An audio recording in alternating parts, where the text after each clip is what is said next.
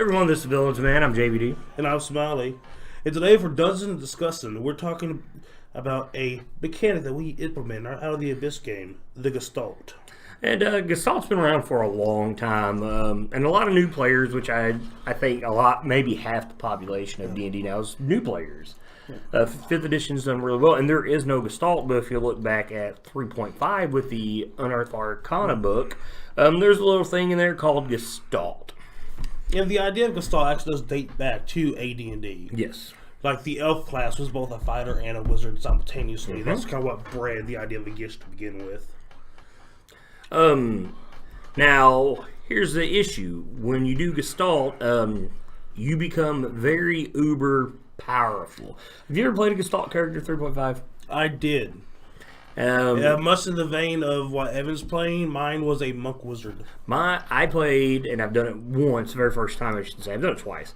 I played a monk paladin, and he was devastating. Like Evan's playing now. Pretty much, yes. And his saves were off the chart. Now, to kind of just give you a quick summary of your Gestalt from 3.5.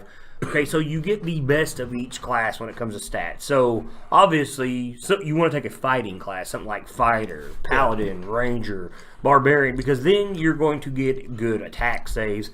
You're going to get your better reflex and constitution saves. And then the idea is to take a class that's more of your, I would say, mental ability, something like a wizard, a cleric, that gets your wisdom. Pro tip, if you're playing on Gestalt with Arcane Spellcaster to ignore spell failure chance, pick a monk. There you go. On armor defense.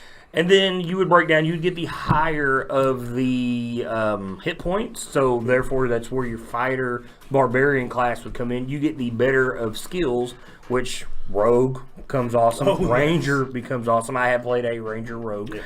And then you get both abilities of the same class. So if you play a cleric and a wizard, you've got spells for days.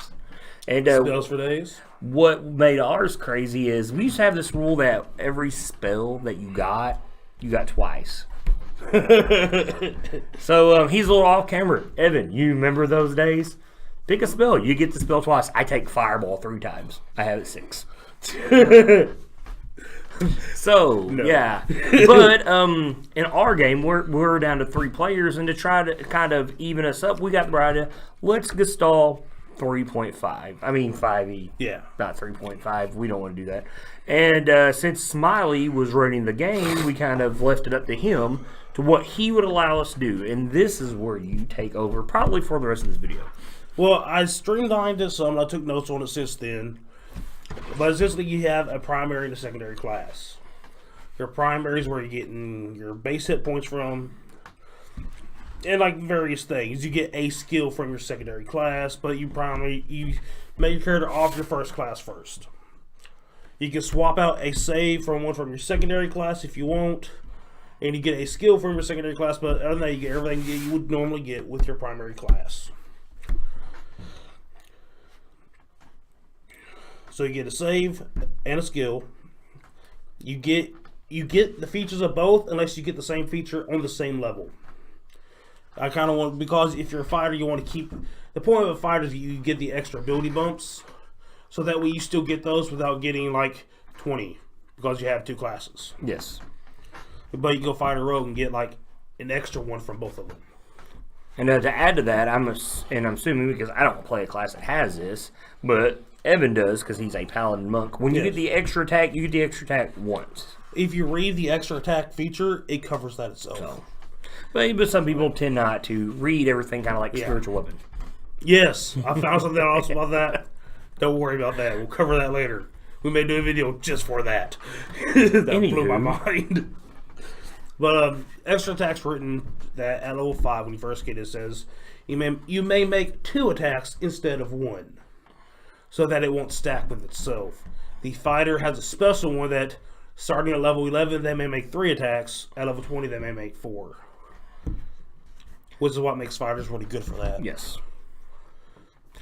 So, you would think this is complex, especially if you think it's if you're a long-time player, and it's really not for 5e. No, it's actually very simple. It does not make you overpowered at all. I think it's worked out pretty well for our game. Oh, yeah.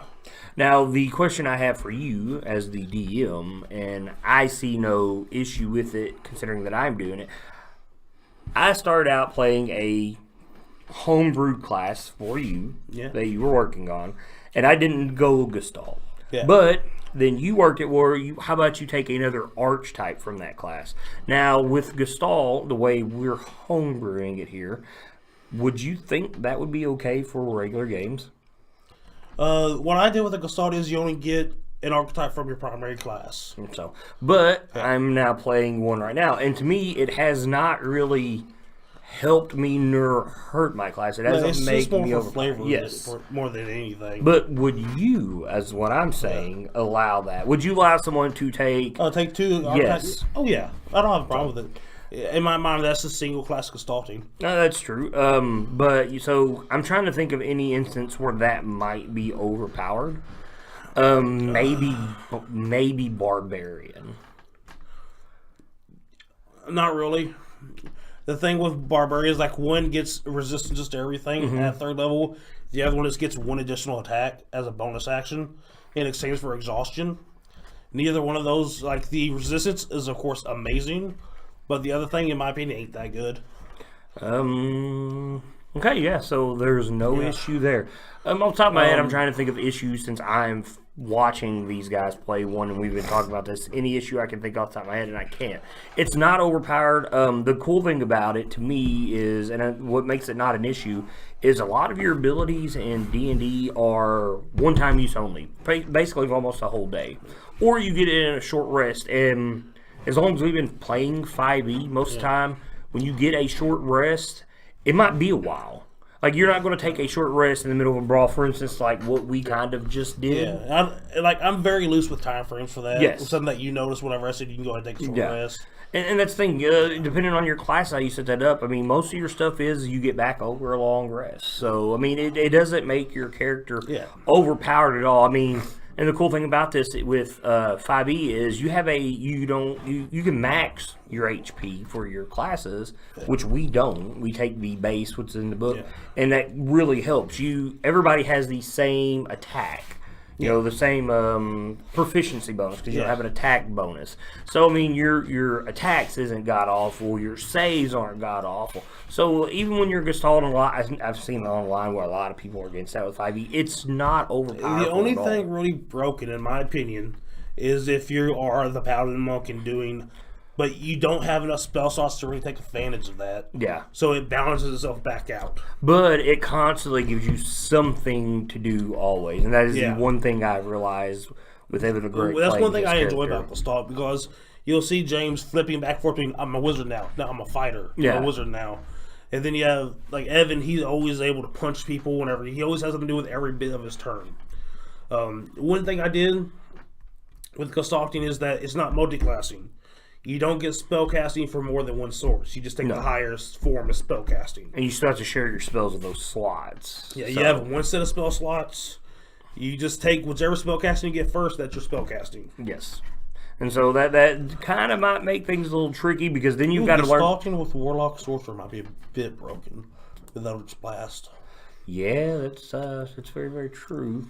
But it's just things. It's like you're spending your sorcery points for it. Yeah, that's very true. Yeah. So I mean, and your sorcery points, if you don't watch out, burn up. You can literally just do that with one level of Warlock, though. Yeah. In multi-class, see, that's my argument with this. You can do half the stuff you can do with Gestalt. You can do with like 2 levels of multi-classing. Yes. So please, if you watch this and you're gonna run a game, try this out. We've been doing this entire game for Out of the Abyss. It's worked out really well. We still take a good beating in a fight. Oh, yeah. As Evan knows what's going on right now. And I don't think that we really slaughter things. Oh, no, not at all. Because even in the beginning, when I was playing Brawl Drac, I played a cleric fighter. I don't think I was overbearing at all, you know. No. I just use my healing my spells usually for healing. That's about it. Yeah. So, but seriously, give it a shot after you watch this. Let your characters do it. Even if you want to do it up to, like, say, 5th level and then try to break them down and see if they like it. Because that was our original plan. Yeah. And everybody kind of stuck with it. So, but that's been it for our, I should say, Smiley's idea for Gestalt for 5e. For the Villains Man and Dungeon Discussion, I'm JVD. I'm Smiley. Keep the dice rolling, guys.